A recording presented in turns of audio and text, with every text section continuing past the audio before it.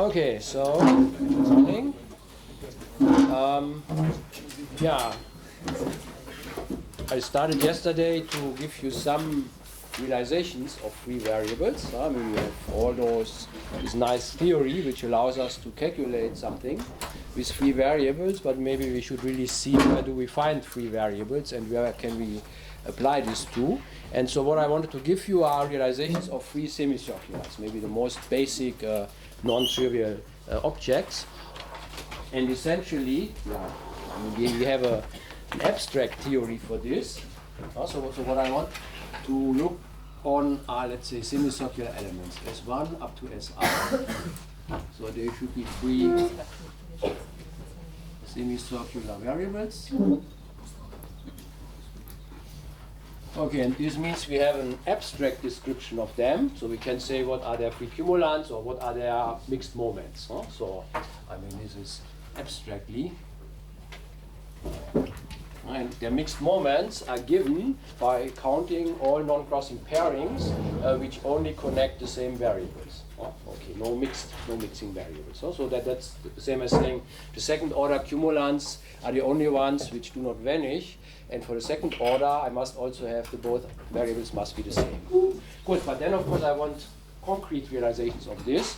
And yesterday I already started by giving you some operators, and I will do this more concretely now. So there are very nice operators on concrete Hilbert spaces which realize this. Okay, and then of course, maybe the most important are limits of random matrices. So we also say something about this. Okay, and the point of the whole theory is that we have all those, at least those three descriptions, and we can switch among them. So for example, in a sense, we can realize operators as limits of random matrices. This really gives us a new perspective on operator algebras, and in the end led really to a lot of progress on such things. And on the other hand, we can use things we know from our operators, or maybe more abstractly from free probability for dealing with random matrices. Good, but okay, so let me be concrete. So for the operators, I started to tell you that I can realize those guys on a Fock space. So what was the idea? I have an underlying Hilbert space. Over this, I build a Fock space, f of h. So this was a direct sum of tensor powers, of all tensor powers of h. And for the power 0, this is just a one-dimensional space which is generated by one vector, which we call the vacuum, which I call omega. Okay, and the canonical inner product for the tensor power, of course, is that if I take the inner product between two such elementary tensors, I mean, everything in a full Fock space is generated by linear combinations of such things, and then also taking limits. So it's enough to know what this inner product is. And this is 0 if n is different from n. So this is delta. Okay, so this means different particle spaces are orthogonal to each other. And if n is equal to m, then I just multiply the inner products between the components which I have here, but in the order as they appear. So I mean, it's f1, g1 times f2, g2 times and so on, fn, gn. That's a complex number. That's a complex number, or this inner product is a number? Yeah, it's a complex number. Yeah. Okay, so I mean I have here, complex number. So this is just a product of complex numbers. Okay, so here the order doesn't matter, but of course I combine f1 with g1, f2 with g2. Okay, and in the bosonic Fock space, if you do a symmetrization, of course you have an inner product where you can pair everything with everything, so you have to sum over all possibilities. Good. Okay, and then in this setting you can define creation and annihilation operators. And because the order matters, I mean we have to specify where do we create things, and we do it on the left side. So we just define left creation operators. So the creation operator I denote by L star. L star of f for each element f in my Hilbert space, one particle space. I can create something, and this acting on F1 up to tensor Fn, this just adds this F at the beginning on the left side. F tensor F1 tensor Fn. And of course on a vacuum it just creates the F. Okay, and the adjoint of this, with respect to this inner product, is just the annihilation operator, which essentially takes away the first particle, or maybe more precisely checks whether the first particle has a component in the direction of F. So L of F acting on such a guy, Fn. So this takes the inner product of F with the first tensor, it's F comma F1. And then the rest remains. So it's F2 tensor up to Fn. So this is the left annihilation operator. Okay, and of course you see, I mean, they satisfy some relation. So if I first create something and then I annihilate it, of course this is the same as doing nothing. So this is the replacement of the canonical commutation relations which you have in the bosonic Fock space. Good, anyhow, but so I mean we have here operators. But if I want to talk about the distribution, the moments, and also about freeness, I need a state, a linear functional. And in this setting, I mean, all my states usually are vector states. And in this setting, I have exactly one vector which is somehow special, namely the vacuum. So I just take the vector state with respect to this. So I denote this, so this is my phi, let's say. So phi is now linear functional on, I mean, my algebra is given by the algebra of those operators. I will be interested in those operators. So let's just say from my algebra A, I take the algebra of those guys, so sums and products of them for all possibilities of F. And the phi is then this vector state which comes from the omega. Okay. And I mean, this of course is not just linear, it's also positive and faithful for special operators. Okay, so this really has many nice properties. Good, okay, and now my claim is, if I build the right operators here, I really get a family of free semicirculars. And what should I take? I mean, L or L star are not the right objects because I need a self-adjoint operator. Right? Of course, the semicircle is a distribution of the self-adjoint guys, but what I take is just the sum of creation and annihilation operator. So for each F, I can consider S of F. So this is the sum of L of F plus L star of F. And this is, of course, a self-adjoint operator. So this will have as its distribution probability measure on the line. Okay, and now I'm claiming, and that's the result here, is that, I mean, each such S of F itself is a semicircle operator, and it is normalized in the right way if F is a unit vector. And if I take several of them corresponding to vectors which are orthogonal, then I get a free family. So this means those guys are free if the underlying, I mean, they are indexed by vectors, and if the indexing vectors are orthogonal, then this is translated into freeness. So, so what I'm saying is, if I take as my indexing vectors, let's say R vectors, and they are orthogonal, so Fi and Fj, the inner product, is 0 if they are different, and I normalize them, so each F should be a unit vector, so it should be delta ij. Then, if I now look on the corresponding operators S of F1 up to S of Fn, then I'm claiming those are free semicircular elements. They are free semicircular. Okay, so they really give me a very concrete realization by operators of these free semicircular. Okay, and I mean, they are not just very strange exotic operators, those are really operators which are very easy, canonical, and one is really interested in them. So the operator algebras they generate are really the ones in which Voiculescu and people in operator algebras are interested. Those are really interesting operators.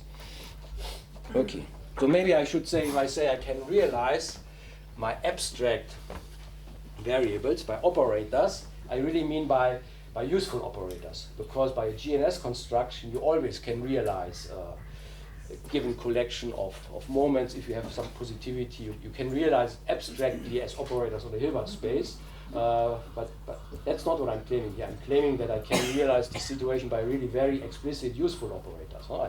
I can write them down, and they are operators which I'm really interested in. Good, but maybe, Can yeah. you define usefulness for us? Because we all want to lead useful lives. You know, and we Yeah, don't know so how this to do it. is useful. Yes. You can use this in your life, I hope. Then I will lead a useful life. Thank you. Okay, but maybe you have other useful things to consider. Roland, can I ask a question? Yeah?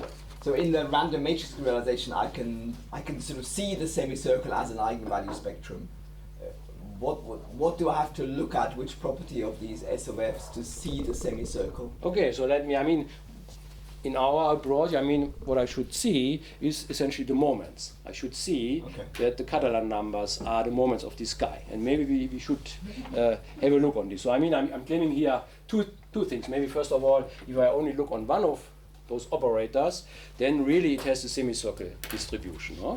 Which means the moments of this operator with respect to this phi, where's the phi here, are given by the Catalan numbers. Huh? Okay, and then I claim furthermore, if I have several of them, they are actually free. Yeah, and maybe this operator here, this operator is essentially the one-sided shift if I take one of them. And the one-sided shift is one of the most prominent operators in operator theory, which was considered for a very long time, but maybe nobody really looked on the distribution of this operator. It only was with Voiculescu that maybe then for the first time the distribution of, this is the real part of the one-sided shift, that this was really considered. Because usually in operator theory, you are not looking on distribution of objects. You have operators on the Hilbert space, and you want to know how do they really act on the Hilbert space, and how can I describe them in the Hilbert space. Here I throw away somehow the Hilbert space, but I just look on the moments with respect to one specific state. Okay, but let's see. Maybe I should give you some idea why this is true. Maybe first let me look on the freeness condition. Just check maybe one of the first non-trivial statements about freeness, and that we see it here. So for example, if I say, let's say, if I have F1 and F2, and they are orthogonal, then I'm claiming S of F1 and S of F2 are free. Which means, for example, that if I look on an alternating product, S of F1, S of F2, S of S1, S of F2, that this actually should be equal to 0, because this is an alternating product in my operators, and each of them is centered. Okay, maybe that's the first thing we should check, that each of them is centered. Also, I'm claiming that the expectation just of in S of F, that this is equal to 0, but why is this? Because so what is this? So S of F is the sum of L of F plus L star of F acting on omega. And so what is this? L star acting on omega creates an F. I get here omega, and what do I get here? The L star creates an F, and the L of F, the equation acting on the vacuum is 0. So what I get here is just F. But F is orthogonal to omega, because they are orthogonal. So this is 0. So each of those guys is really centered, and so I have here an alternating product of elements which I'm claiming are free, and each of them is centered. So the definition of freeness requires that this guy here should also be equal to 0. So maybe let us check this. And maybe let me write it to phi. The phi is explicitly is given by taking this inner product, these omegas. Okay, so let us check this, and let us calculate this. So what happens if I apply S to omega? That's what we just saw. I have the annihilation acting on omega. This is 0, and then I'm creating, with the creation, I'm creating F2. So this action here is an F2. And on this F2, I'm now acting with the sum of creation and annihilation with F1. But the annihilation with the vector f1 acting on a vector f2, this is 0 because f1 is orthogonal to f2, and the effect of the annihilation operator is taking the inner product with respect to this. So the annihilation operator gives me 0 because this guy is orthogonal to this. Okay, so I'm left with the annihilation operator, and this just creates here an f1. Okay, so this is now up to here. Okay, and now I'm acting with an f2 again, and this f2, the annihilation operator, I mean this wants to annihilate this guy. No, I mean it cannot see this guy, it really has to annihilate the first guy, but the f2 is orthogonal to this f1, so the annihilation again is 0. Okay, so it's only the creation which does something, and this creates here an f2. Okay, so now I'm here. And now again, the f1, I'm acting with the sum of the annihilation and the creation for f1, and the annihilation of f1, it has to annihilate the first guy. I mean, there is an f1 somewhere, but it doesn't see it. So it really can only annihilate here. I have to take the inner product between f1 and f2, which is 0, because they are orthogonal. And the creation operator, this, of course, creates another f1 here at the beginning. Okay, so you see the action of this product of the 4 operators on omega gives me this element in my Fock space, but now I have to take the inner product with omega, and this lives now in the 4-particle space, and of course this is orthogonal to the 0-particle space. So this means this here really is 0.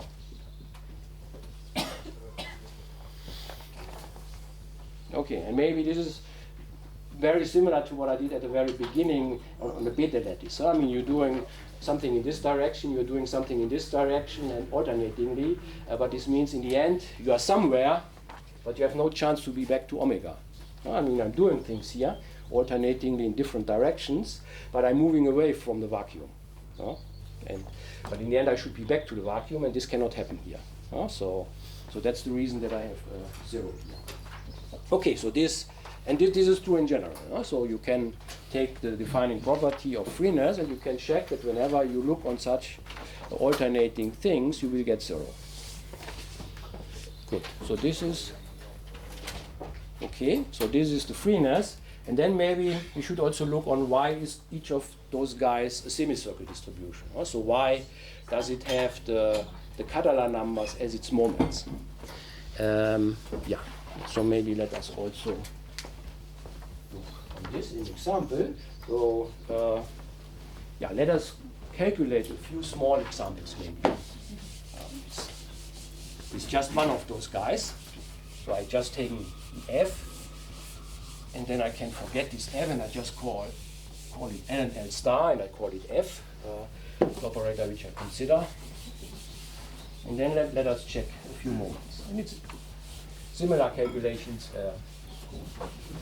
as here. Okay.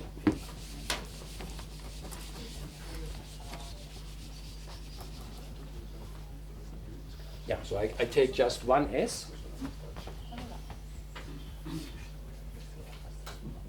and I just call it S, and I claim it's semicircular. I already see that the first moment was 0, and all the odd moments are 0. But so let us check on the second moment, for example. So what is the second moment? So this is omega, and then I apply L plus L star times L plus L star on omega. And now you see I have some possibilities of getting something. So maybe what happens here? In the first step, I annihilate omega, this is 0, but I create something. So I create, so I mean I get a 0, but I create the f. Okay. And now in the second step, now the annihilation operator gives something because it now annihilates the f. That's okay. The inner product of f with itself is equal to 1. I consider a unit vector. So if I act with this annihilation operator on the f, I get back omega, and then if I take this creation operator on the f, I create a second f. So I get f tensor f. Okay, but now I have to take the inner product with omega, and now you see I have been able to get back to omega on this side. So this of course is orthogonal. This doesn't give a contribution. This is like the 4, but this omega gives a contribution, so I really get 1, as it should be. Okay, maybe, let's see, for 4. So what do I get with 4? Okay, and maybe you see I get a lot of zeros. I get sometimes zeros. I mean, I have here L plus L star to the power 4. So in principle, I would have 8 terms. Oh, okay. But of course, some of them give 0 because at some point, either I'm annihilating the vacuum, which is 0, or maybe at the end, I'm not at the vacuum. So what I really have to do is, I mean, I have to create and annihilate things, but I should not annihilate the vacuum, and at the end, I should be back to the vacuum. And there are only a few possibilities which do this. So namely, the only ones which contribute here are, I have the vacuum, and then of course I have to create. First I have to create something. I cannot annihilate, so I need an L star here. Okay, and then I have two possibilities. In the next step, I can create or I can annihilate. Annihilate is also okay. So I mean, let's say I create something. Okay, but now I cannot create anymore because I must go back to the vacuum. So I have now, I need a two-particle space, and I must go down. So the next two guys must be in annihilation operator. Okay, so this is one possibility, but I can also do it the other way, that after the first step, I'm not in a one-particle space, I can now annihilate. So this is also possible. Okay, and then in the next step, because then I'm back to the vacuum, I must now create something. I can only have an L star here, and then I must go back again to the vacuum, so I need here the L. So of the 8 terms which a priori are there, only 2 survive, because the others either annihilate the vacuum in between, or they end up at somewhere which is not a vacuum. Okay, and I mean this you can, I mean you see what I'm doing here. If I can draw a path where I'm just going up and going down. Creating something is going up, annihilating something is going down. I start at the base level, so what I'm doing here is I draw the graph in this way, but I read this from this direction, which may be stupid, but that's how our life works. Okay, so here I'm going up, and then I'm going up again, and then I'm going down, and I'm going down, and then I'm back to where I was. I mean, this is the base level, that's the omega, and I'm not allowed to fall below this. So I can go up, or I can go up and down steps, and I have two conditions. I cannot fall below the omega, and I must be at the base level again at the end. Okay. And so here, what I'm doing here is that I first go up, but then I go down in the next step, and then I go up again, and I'm going down. And those are the only two possibilities for such graphs. I mean, I'm doing 4 steps, starting here, I want to come back here, and in between, I'm not allowed to fall below this. And this gives the Catalan numbers. Yeah, I mean, first those are Dijk paths, but I can put them in bijection with the Catalan numbers. Maybe it's already clear, or maybe let me also do the sixth moment, just to see.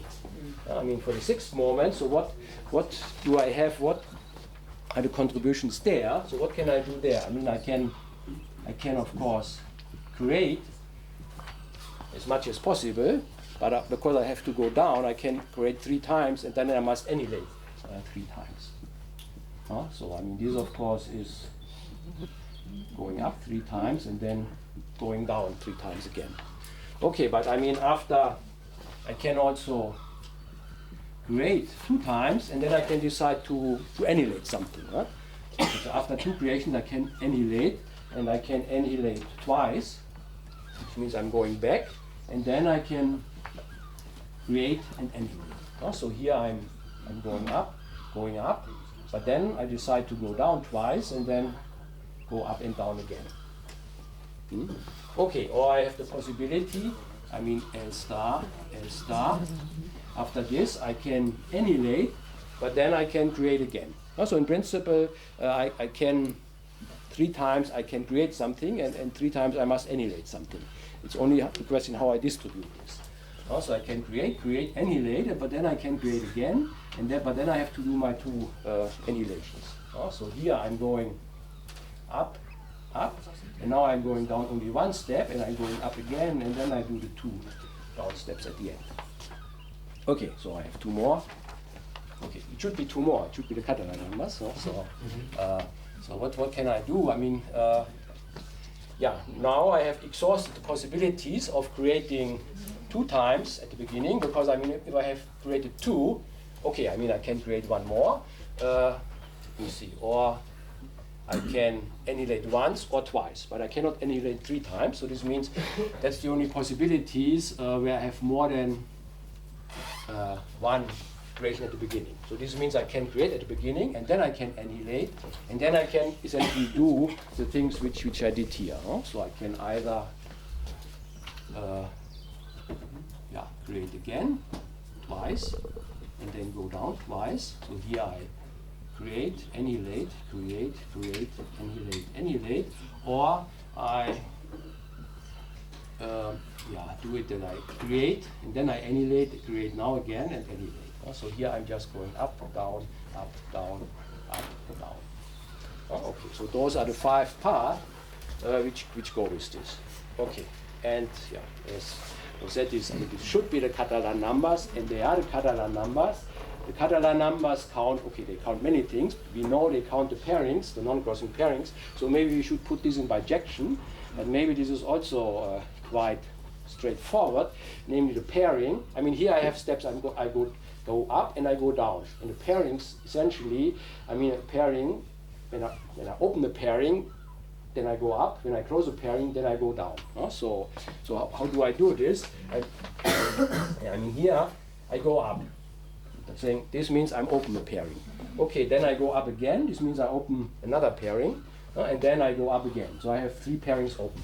Now I go down. Now I have to close a pairing, and because I want a non-crossing pairing, it is clear which one I have to close. I mean, I must close this one here, because otherwise I would get crossings. Okay, then I go down again. I close another pairing. This must be this one, and here I close the last one. Okay, and here, I mean, here I open the pairing. I open another pairing, and then I go down, so I must close a pairing, and I must always the closed one which is open, because that's a non-crossing feature. I must close this one. Okay, and then I go down again, so I close this one, and now I open one and I close it. So this is this pairing. So what do I here? I mean, here I open 2, I close. Okay, but now I go up again, so I open another pairing, which I have to close in the next step, and then I close this one which is still open. So here I open and close, open 2, and then close and close. And here I'm just open, close, open, close, open, close. So you see there's a very clear bijection between those dike or dick part and these non-crossing pairings. Good. Okay, so this shows us that really what I get here really has a semicircular distribution, because the moments really calculate as the Catalan numbers, which are the moments of the semicircle. Good, okay, so here, yeah. So what happens if you go to bosons or fermions and say bosons, you symmetrize inner product, whatever? What changes here? I mean, then you don't have to take care. I mean, if you close something, you can close whatever you want. I mean, you have created your things, and then you annihilate, but you can annihilate in your tensor at any position because it's symmetric. So if you like, you can, by permutation, you can bring any tensor at the beginning. So this means if you annihilate something, you have all the possibilities, which means if you do this here, you create something, you open your pairing, but then if you close it, I mean, then you don't care about which one you close, because you can annihilate anything. And this means you just get the pairings, but you don't, the non-crossing feature is not there. And then you go, so this means in the bosonic Fock space, the sum of creation and annihilation operator has the Gaussian distribution, because it counts, their moments are counted by all pairings because of this symmetrization. So it's really the difference. I mean, this non-crossing feature comes here into the game because I'm creating and annihilating at the beginning, and I'm not allowed to change my factors in the tensor products. this also doesn't hold for the fermionic Fock space either. In a fermionic Fock space, you get minus signs. Huh? I mean, essentially, then if you have a crossing, you get a minus sign for each crossing. So you can also say it's in a fermionic. If you calculate this in a fermionic Fock space, then you sum over all pairings, but each crossing gets a minus sign, which in the end means that not much is left. I mean, the analog of the Gaussian distribution or the semicircle in the fermionic Fock space is just the Bernoulli, just living on plus and minus 1. Because the moments, I mean, they are either 0 or 1, because most things cancel away because you have minus signs. Okay, is there? Good. Yeah. So this in principle is you're taking the Hilbert space, which is non-compact, because you can apply the creation operator as much time as you want. But like, can you do it? Do you need to have this property, or you can have like a compact? For example, I could say that this is like the generator of SU. Well, like you take SU2 and you consider the generator. So at some point you give the representation, you close the sequence, and then if you apply n creation operator, you get 0. No, but here, I mean, even if my Hilbert space from which I start is one-dimensional, and I mean that's what I'm doing here. If I only consider one, the full Fock space is infinite-dimensional because I take all tensor powers, and they will never be 0. Huh? So because the inner product of them, is always there. I think he's asking if you limit the number of particles that you can create, right? That's your question. Yeah. Say at most I can have. You have some cumulants at some point. You have 0, like phi s to some power is 0. You have something like that, no? No. Because I mean I always can go on. Even if I only have one f in my underlying Hilbert space, I mean I have all the tensor powers. I mean in a fermionic Fock space, of course, I have an f, and if I would like to create another f, then f tensor f is equal to 0. No? Okay, but this is not happening here. Okay. So actually, I mean, so this full Fock space has no kernel. Huh? I mean, you can say the bosonic Fock space is the full Fock space, but then you have a different inner product, and this inner product has a kernel, which are the symmetrized vectors. Huh? So you divide them out. Huh? Okay, for -1, you also have a kernel, you divide something out, but in this case, you're not dividing anything out. Huh? So, there's no algebraic relation hidden somewhere. There is no limit, upper limit to the number of elements. Good. Okay, so that was about the Fock space realization. And now maybe I should come to random matrices. So maybe the most important. So you don't like bosons or fermions? I can live with them. I have to live with them because they are everywhere. But not in your world? No, not in my world, because this here is easier. Huh? Because I mean, if you start to permute, you always get n factorial factors. You have to take those into account. And here you don't get anything like this. So in principle, I mean, the combinatorics here is somehow easier. Yeah. I mean, I also like bosons and fermions. And I also looked on interpolations between fermions, bosons, and the free situation. So you can interpolate between them with a factor q, where you count the crossings with a factor q. So q equal to 1 is bosons, q equal to -1 is fermions, and q equal to 0 is free, because q equal to 0 means you're suppressing all crossings. But you get also you get a q interpolation between those theories on the level of the Gaussian distributions.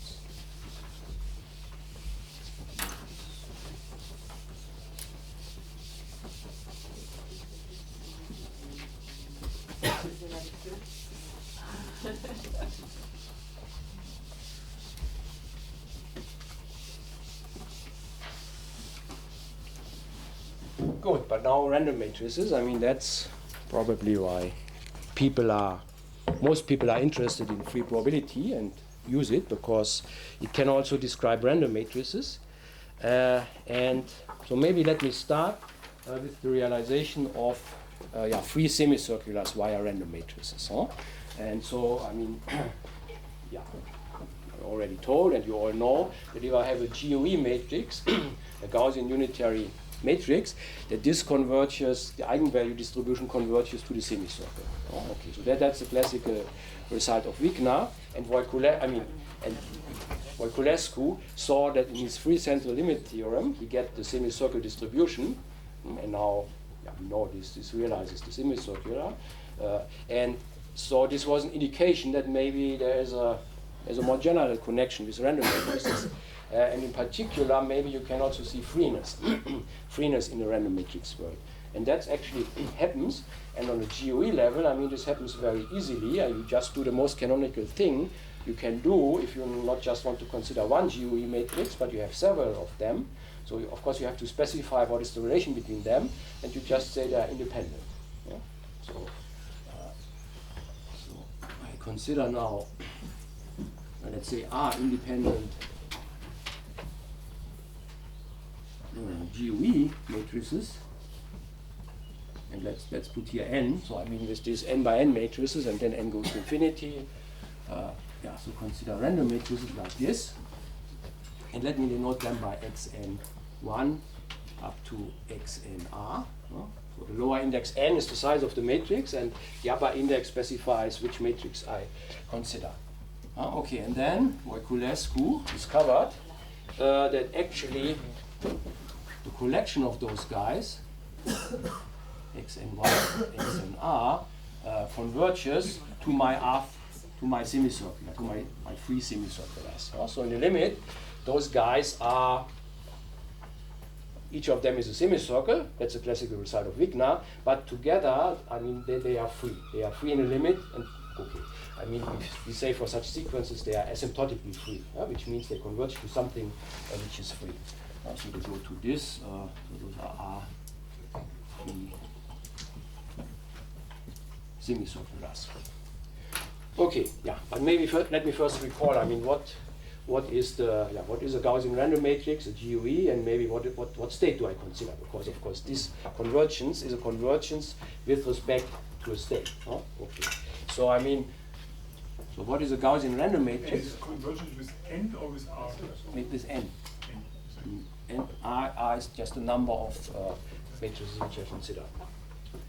Okay, so if I only consider one of them, xn, I mean this is a n by n matrix with entries xij, and for the GOE, I'm just taking those entries as independent and nice as possible. Okay, of course I want my matrix to be self-adjoint. I really want to consider self-adjoint matrices so that the eigenvalues are real. So of course I require that they are self-adjoint, which means of course that the guys which I have below the diagonal here are just the mirror image of the ones which I have above the diagonal. So of course they cannot be independent. So it cannot be everything independent. But apart from this symmetry condition, I require that all the entries are independent. So the ones on the diagonal and the ones above, they should be all independent, and they should also be identically distributed. And for the GOE, I just take the nicest distribution which we have around in the classical world, namely the Gauss distribution. So those guys here are independent, of course, classical random variables, and they should be identically distributed. So I mean, each of them, let's say, should have a normal distribution centered, and then of course I have to normalize the variance so that the limit somehow survives, and I have to normalize it by 1 over n. So the variance of each of them should be 1 over n. Or maybe very often I write this 1 over square root of n times, and then the entries have variance 1. So that's what I'm doing. So that's my GOE random matrix. Okay, and usually I'm interested in the eigenvalues of this guy, but this I can control by a state, by looking on the trace. So namely, I mean, in our setting, we take an algebra of operators or random variables. So the algebra is just given by the xn and its powers, and now the phi, the linear functional state, which I consider, this is the trace. If I have matrices, then usually my state is the trace. So the phi, which I consider is the trace, and it's this little tr, which is the normalized trace. So I take the usual trace, but divided by 1 over n, which ensures that phi of the identity matrix is 1, which I always want and need to have in my setting. No? Good.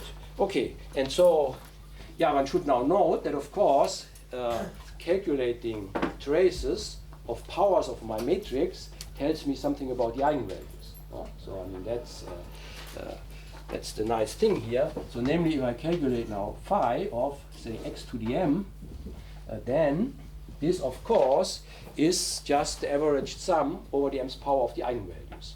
No? I mean, I have my, I mean, this has nothing to do that I have a GUE matrix. This is just in general. If I have a matrix and I take the trace of the m's power, of course I can diagonalize my matrix. The trace doesn't care about this. And then the m's power, and if I diagonalize it, I have the eigenvalues on the diagonal. The m's power is just taking each of the eigenvalues to the m's power, and then I take the trace, and then it's just the sum over those guys. And I have the 1 over n, so it's just averaging over this. So this means this here, if I write it in terms of the eigenvalues of the matrix, is just 1 over n times the lambda I to the power m, summing from 1 up to n. Where the lambda i's are the eigenvalues of my matrix, of course counted with multiplicity.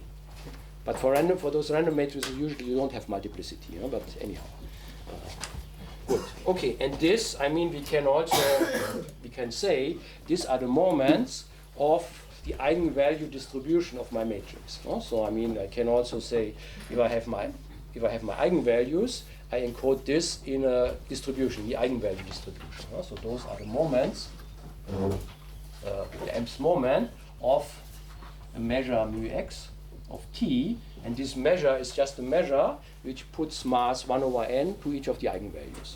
So that's the usual thing to consider.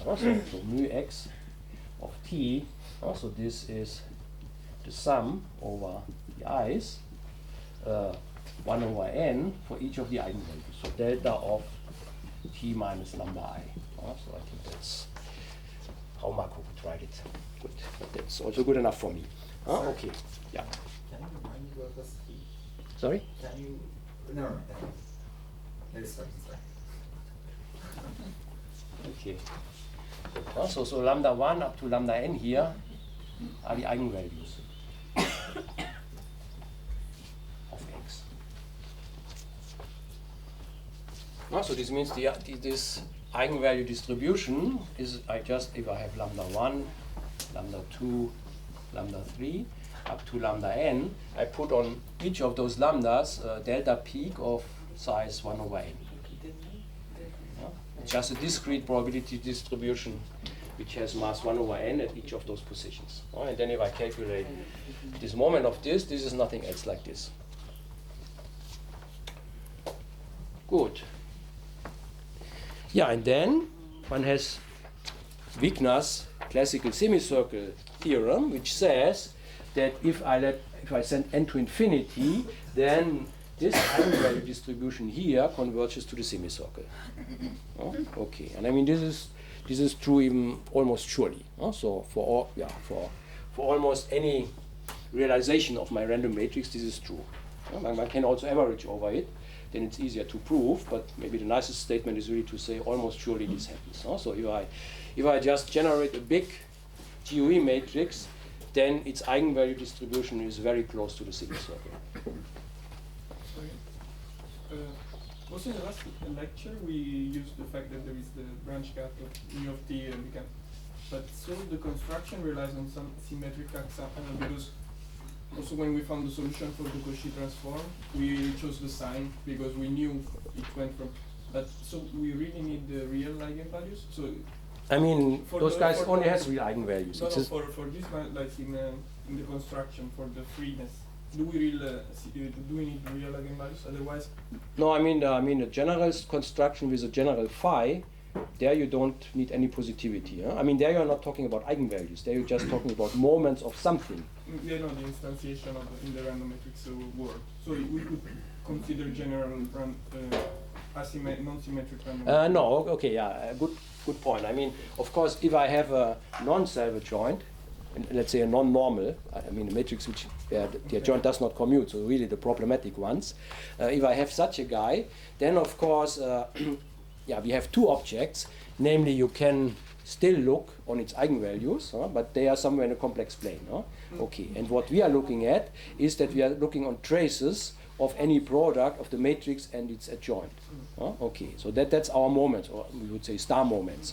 Okay, but then the problem is the relation between those star moments and the moments of this this eigenvalue distribution is not clear anymore. It's very complicated. That makes all the problems. So I mean, we still can talk about freeness and such things, but it's getting much more complicated. But because, I mean, because it's clear. I mean, the eigenvalue distribution, if you calculate a moment there, I mean, you just can commute anything. But if you take a mixed trace in x and x star, and x is not normal, which means x does not commute with x star, then of course it makes a difference in which order you consider this. So yeah. Okay. So I mean, on the mathematical side, we have something which is called the Brown measure, which corresponds somehow to this. So, but this is very complicated. Brown, yeah. Okay, but anyhow, but you are right. This is a problem, and it's not so easy there. But one still can do something, but it's getting much more complicated. Good. Yeah. So, Wigner's semicircle law tells us that this here converges to the semicircle. Oops. There's here.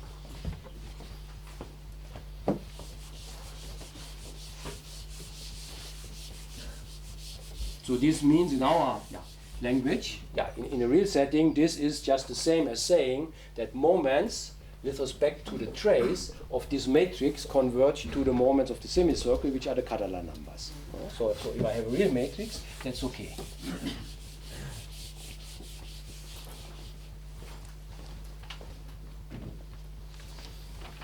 So this is Wigner's semicircle law from the 50s or so.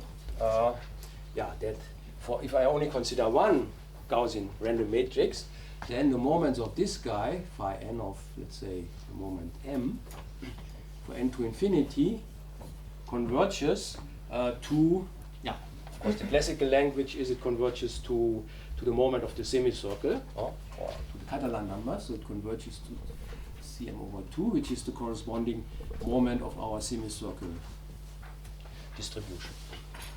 So this happens almost surely, let's say. So that's classical result of Wigner. And I mean this tells me that if I have a big matrix and I'm looking on its eigenvalues, lambda 1 up to lambda n, and I draw, these eigenvalues are somehow, I have mass 1 over n. And they are converging to the semicircle. So this here converges to the semicircle. And of course, if n is large, there will be very many eigenvalues very close together. So what I draw here is usually a histogram. How many eigenvalues do I have in a small interval? And then I will get here histograms which converge to the semicircle. Good. Okay, so that's the classical theorem. So I suppose more or less everybody has seen this. And now Voiculescu's generalization tells me that if I have several of them, they converge to three Gaussian ones. And of course I cannot talk about the joint eigenvalue distribution of several matrices if they don't commute. This means I cannot draw pictures like this. So the only thing which I really can look at are the traces, the mixed moments, the traces of products. And Voiculescu's result tells me that traces of the random matrices converge to the corresponding moment of three semicirculars. So for Voiculescu, this was around 1991, but he has more general theorems, and I will tell you later about those. But in this setting, it says that if I now consider not just one of them, but my R, and I take any moment in them, so xn, let's say I1, xn, I2, and so on, up to xn, im, that this converges for n to infinity to the to the corresponding moments of free semicirculars. So this goes to phi of Si1, Si2 up to Sin. Okay, almost surely again. So if I take very big, I mean, if I produce, let's say R GOEs independently for large n, and I calculate such a quantity, then this is very close to what it should be. Okay, and maybe let me do concrete example just to be sure what I'm really claiming here.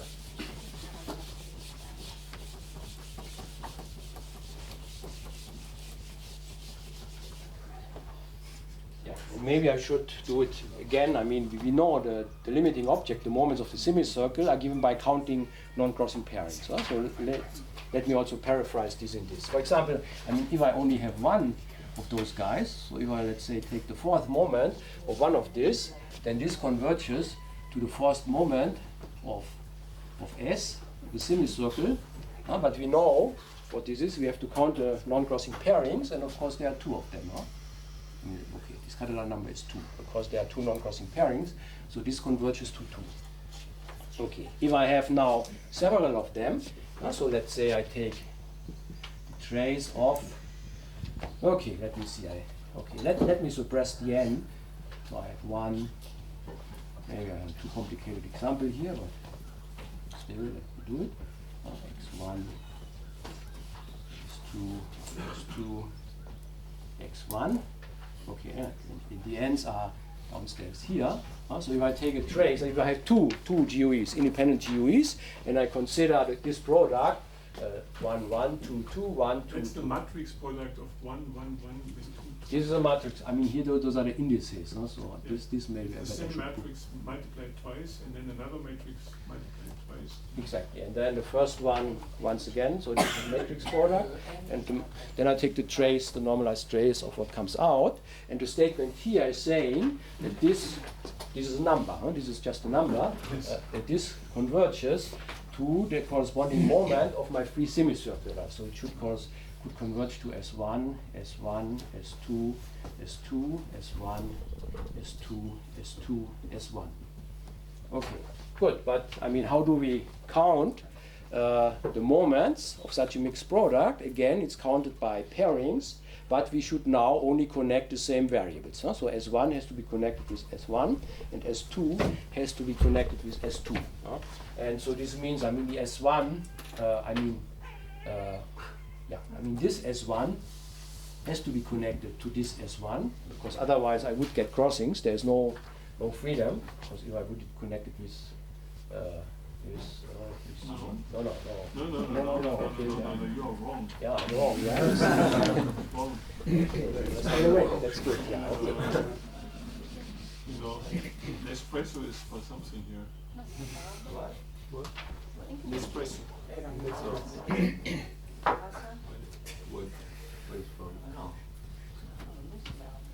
Okay, so maybe I should have espresso this morning. Okay, so what are the possibilities? Maybe we can, so 1, 1, 2, 2, 1, 2, 2, 1. Okay, Well, there's two non-crossing connections for the S1s, right?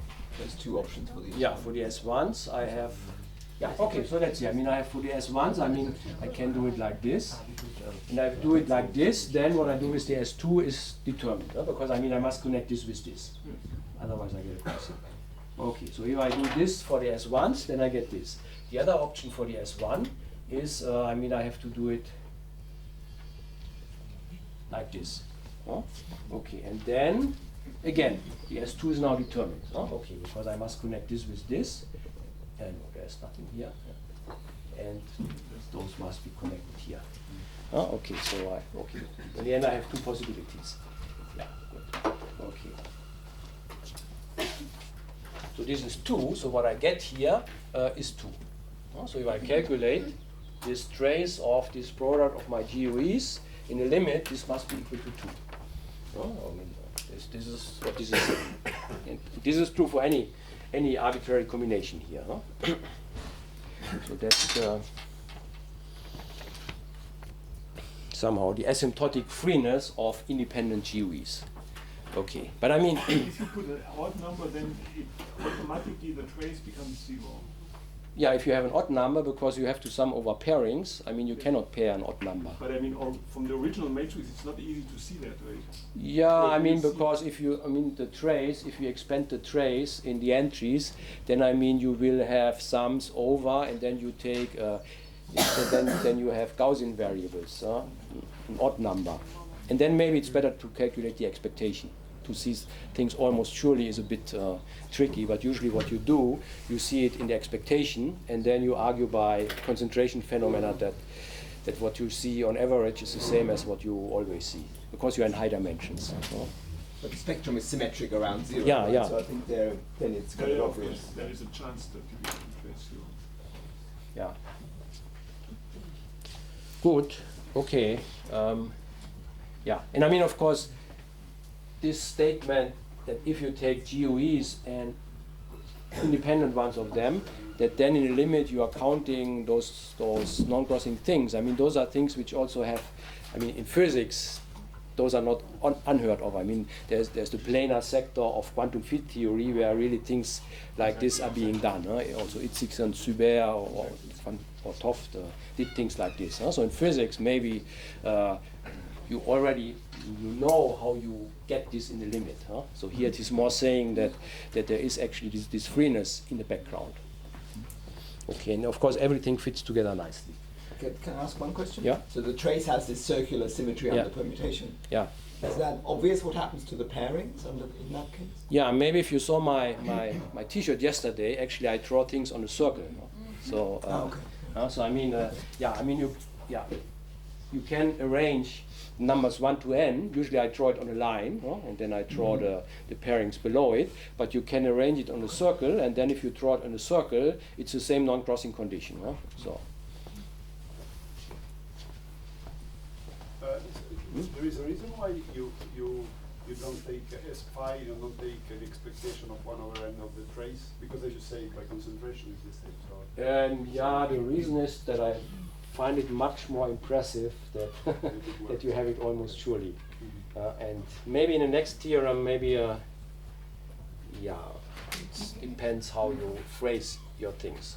But for the calculations, you really do it with the expectation, because I mean, if you expand this trace, I mean, you expand it in terms of the entries of your matrices, you get a sum over many terms, and each term is a product of the Gaussian entries from your matrix. And then you have to control those. But I mean, what you can control very nicely with the Wick formula is if you take the expectation of those, and that's what you usually are doing.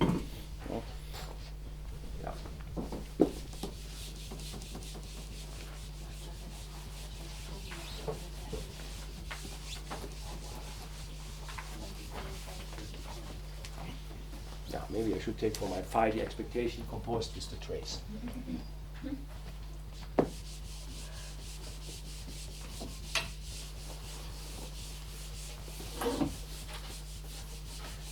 Okay, but so what could I mean, so what we see here is a realization of free semicirculars, but of course this is a very specific situation, because I mean, this is like saying I understand in classical probability theory, I understand Gaussian families, which is of course not the full power of the theory. It's of course a very important kind of distribution, but essentially a Gaussian family is of course very special, and essentially it's governed by its linear structure, as you also saw on the Fock space construction. I mean, the operators depended on underlying Hilbert space, which gives you essentially the covariance structure.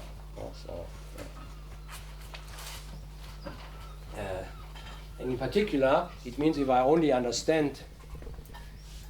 have models for free Gaussians, I cannot really use much of my R-transform machinery, because if I sum two free Gaussians, I just get another Gaussian. Or if I sum independent Gaussians, I get another Gaussian. If I sum two free semicirculars, I just get another semicircle. So I mean, I don't need the R-transform for understanding this. So if I really want to use the R transform for matrices, I should have more general matrices which are becoming asymptotically free. And that's what Voiculescu also gave. So maybe here is this theorem, a more general version of the theorem of Voiculescu. I mean, there are many versions of it, but maybe this here is the most important and also maybe most intuitive one. So this is Voiculescu, 1991. So that was the big paper which made the connection between free probability and random matrices. Okay, and now so we consider several random matrices, and let's say just two of them. Of course, you can generalize it, but maybe it's not to write. Maybe I consider n times n matrices. I mean random matrices, but maybe they can also be deterministic. So I mean, not all of them have to be random matrices. It could just be a sequence of deterministic matrices. But of course, deterministic is a special case of randomness. So let's say I have random matrices. Let's say two of them, xn and yn. And I assume that each of them has a limit distribution. Okay, for us a limit distribution is the limit of the moments. But of course it also means the eigenvalue distribution has a limit. So I assume that the limit of the trace of each power of the xn and the limit of the trace of each power of the yn, that this exists for all m. Okay, and then I assume, as before, that the x and the y, the two matrices, should be independent.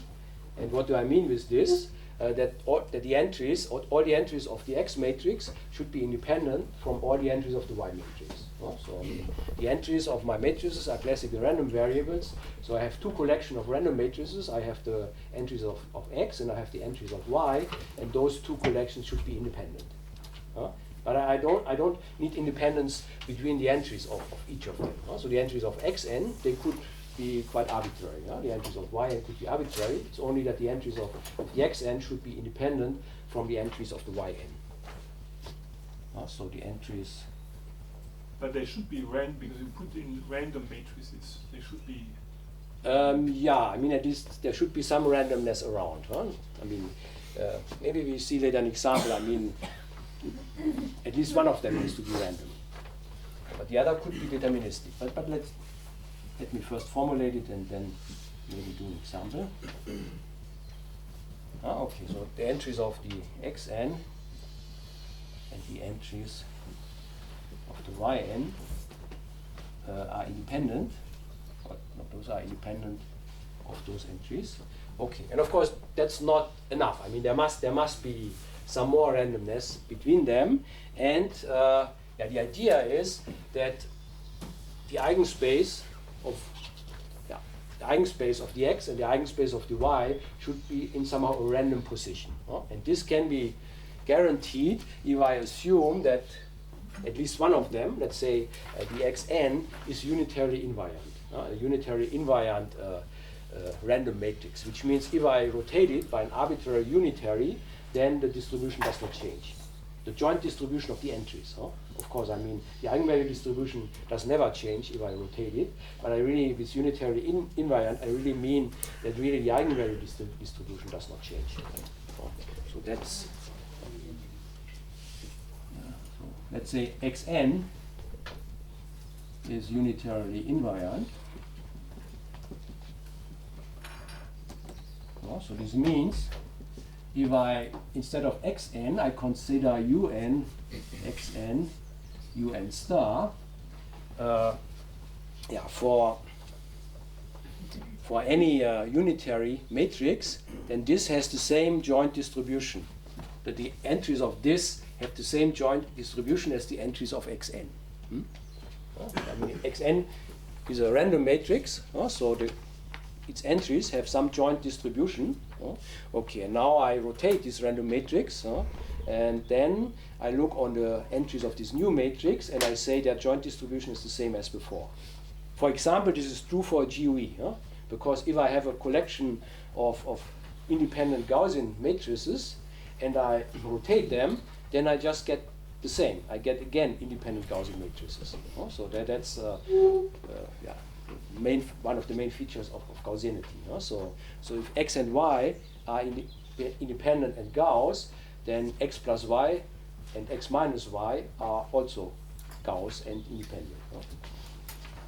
True for all rotations. Okay, so this means this has the same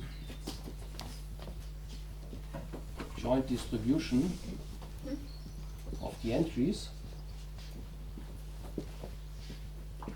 as without the rotation, as xn, as for xn. Good, okay, yeah, and then if such things happen, then the claim is that those two matrices are asymptotically free, which means in the limit they converge to something which is really free. Yeah, so so the conclusion under this assumption is that xn and yn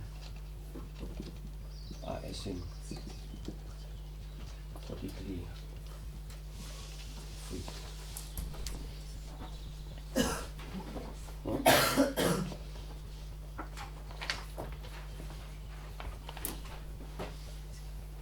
Okay, any questions?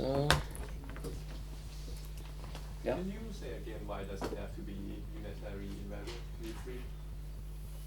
I'm not saying it can only happen in these cases, but this is a typical situation where you have this one. Huh? Unitary invariant. So if you have you have two random matrix ensembles, and what you really want, where you somehow think that you should have this freeness, is if the eigenspace of your two matrices, if the eigenspaces have no relation between them. So if they are somehow in a random position. Okay, and you can achieve this if this happens in at least if one of the matrices is unitarily invariant, because if you have your realizations, you can rotate the next one arbitrarily as you like. You can rotate it by a random unitary, and then it's still the same object. But isn't the Gaussian the only one that satisfies this? Related to what I discussed this 2 days ago, that if you take Gaussian in X, Gaussian in Y, then it can be rotational invariant, and the Gaussians are the only ones that satisfy. So are there other distributions that satisfy this condition? Yeah, maybe when I do the example, maybe we come back to this. Yeah. Maybe I'm close to the example. Yeah, maybe let me do the example. So before you get on to the example, yeah. Maybe, I'm sorry if I missed this before, but can you say briefly how the generic position of the eigenmatrix relative to each other translates into the non-crossing condition? Is that obvious? I'm not sure whether it's obvious, but essentially what you do is you have to calculate with unitary matrices. Yeah, you have to take moments of unitary matrices, and there you have a Weingarten calculus which allows you to calculate this, and in a large n limit it's really the non-crossing guys are the dominant terms. Yeah, for the Gaussian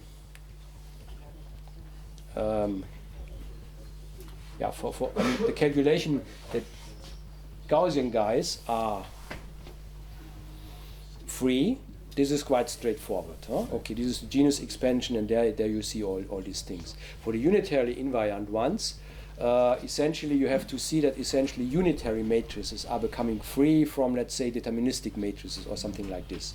And this you can either do by Weingarten calculus, or Voiculescu did it in a different way by essentially relating unitary matrices by Gaussian matrices. Because if you take a GUE, a Gaussian matrix, which has no symmetry condition, and you calculate the phase of this, then this actually is a random unitary.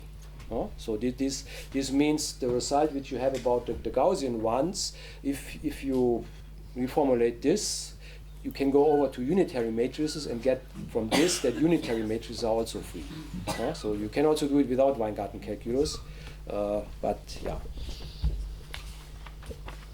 But in a sense, you can generate in this way the things from the Gaussian ones. Okay, but maybe let me the example, maybe then this hopefully clarifies a little bit this question. So maybe let me do as an example the free convolution, which I gave as an example yesterday or so, namely the sum of two Bernoullis. No? So, I mean, we have seen that if I take the distribution, which is symmetric Bernoulli, a probability 1/2 on each of plus and minus 1, and I take the free convolution of this with itself,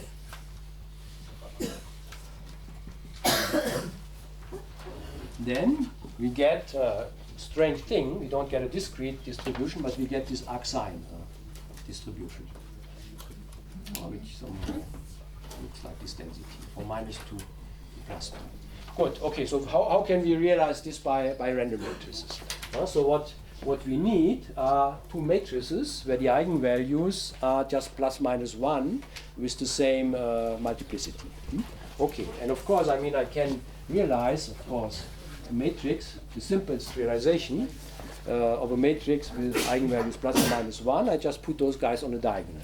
So I could say I put half of them, first half of them, and it's +1, and then the other half is -1. Okay. And then I take another matrix.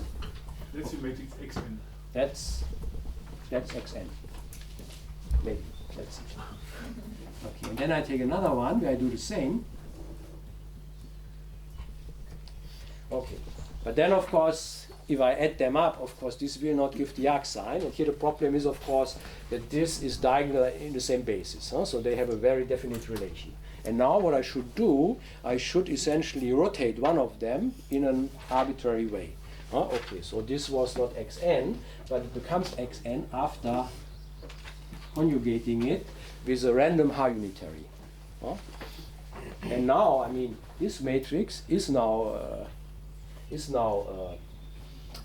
unitarily invariant, because if I conjugate it again by any other unitary, I mean the H unitary will swallow all of them.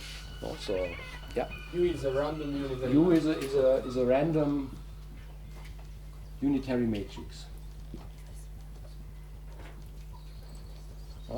I mean the unitary matrices are a compact group, so I have a H measure on them, and so it's a random H unitary matrix. So it's a random unitary matrix chosen with this H distribution.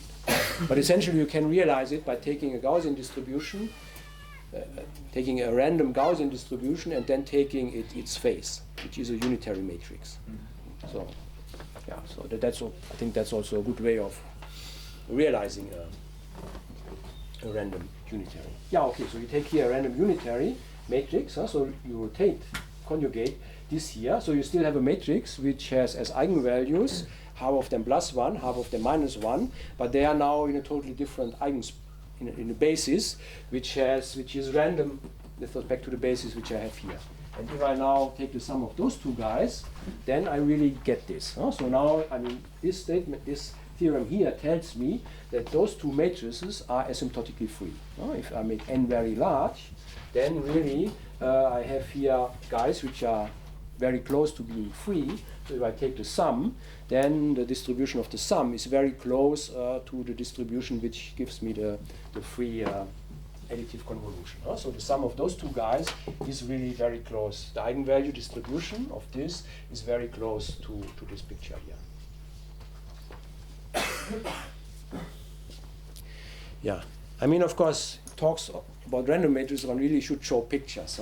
So I think maybe tomorrow I make an exception from the rule, no pictures, and maybe I show really a few pictures of histograms, really of random matrices. I mean, I can tell you, I mean, I can tell you a lot, but I think it's really the most impressive thing is if you really see, you generate random matrices and you calculate the eigenvalue distribution, and you really get what the theory predicts. I mean, coming from operator algebras, you have very abstract objects, you prove things about them, but you don't see anything. So moving to random matrix theory really was very revealing, because you can produce pictures and you can somehow check that you prove the right thing or that Could really also fits. wear another T-shirt, right? I mean, just a picture that you want to show.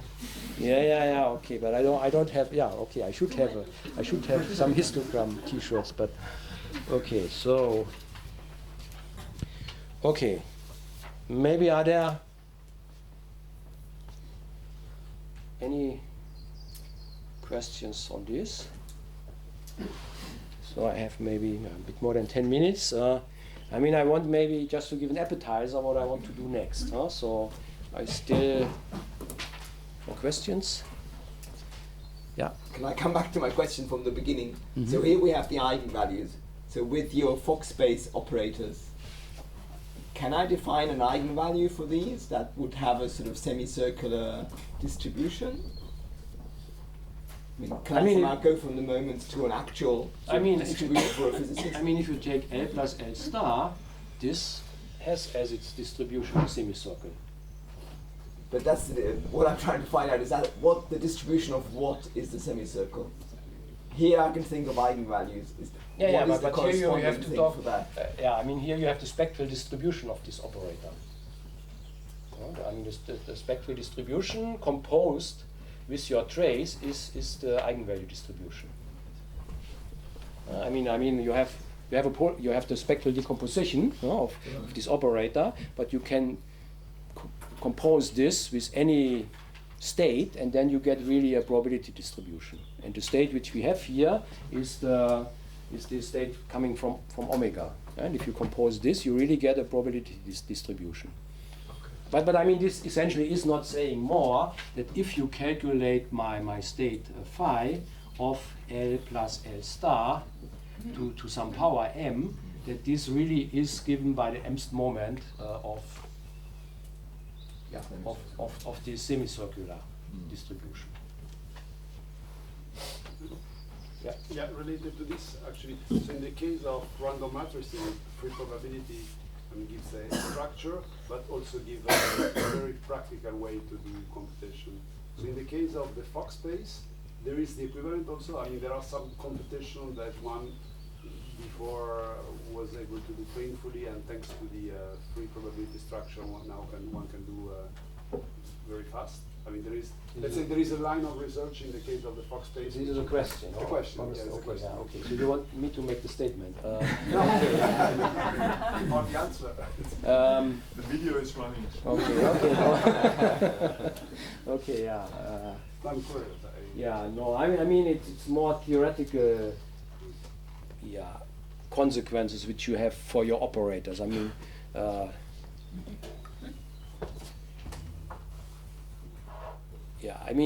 I can say I want to calculate distributions of some operators, but essentially I want to calculate it because this corresponds to the corresponding quantities for my random matrices. So for the operators directly, at the moment I'm not so sure whether I'm interested in concrete calculation of their distributions. Yeah, it's more advanced quantities which one wants to consider, which build on this.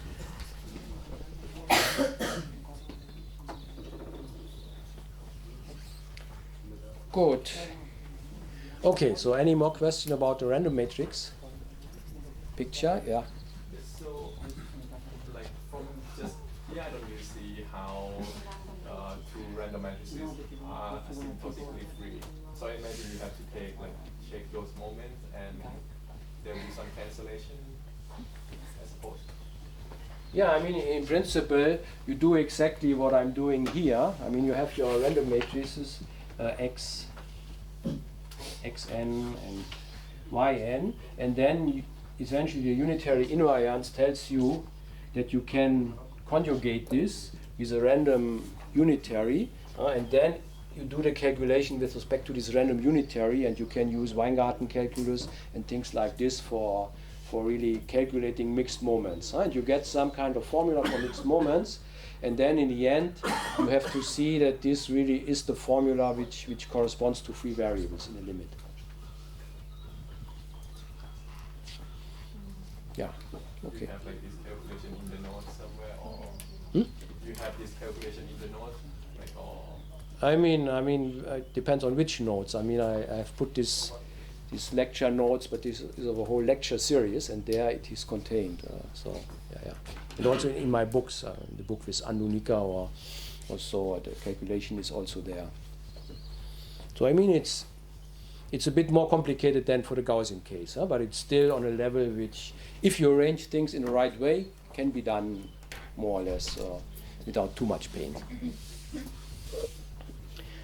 Good, okay, so maybe now just a short appetizer for tomorrow.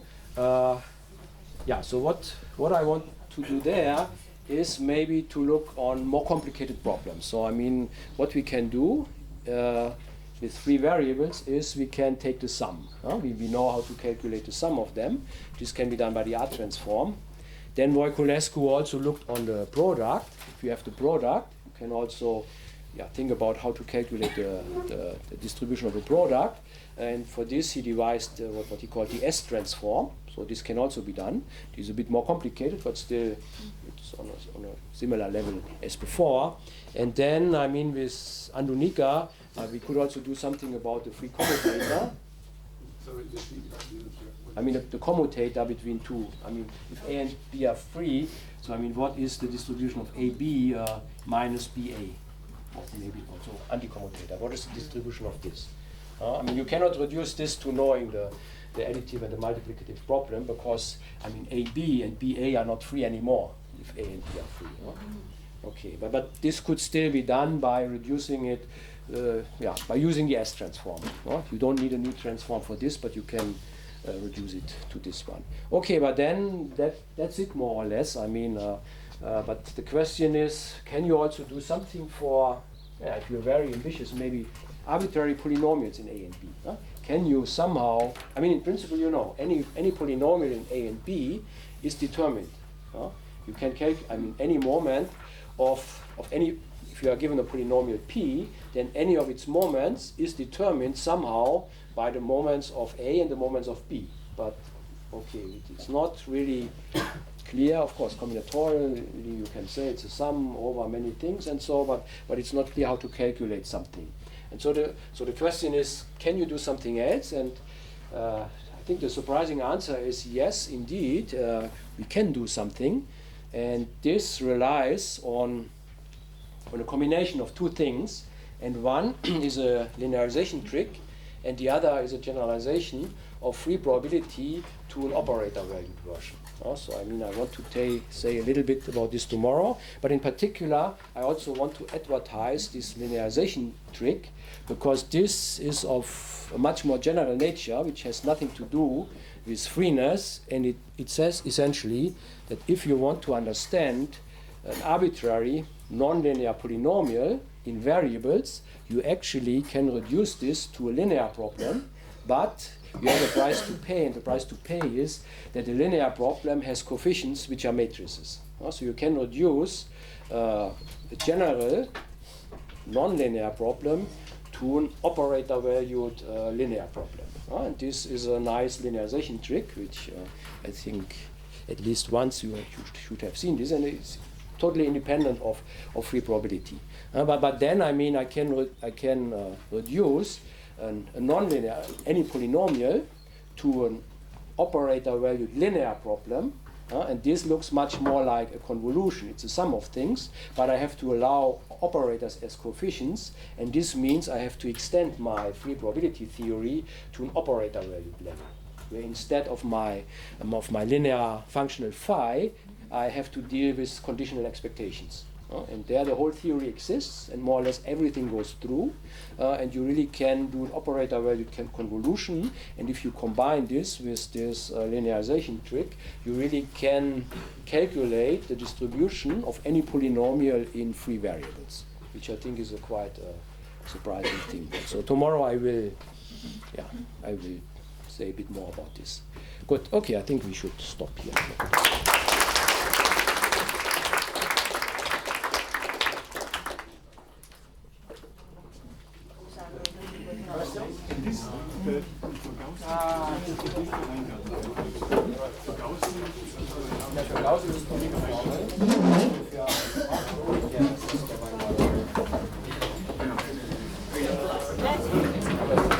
So, die Variante, also die Struktur für Potenz der Matrix im nächsten Mal.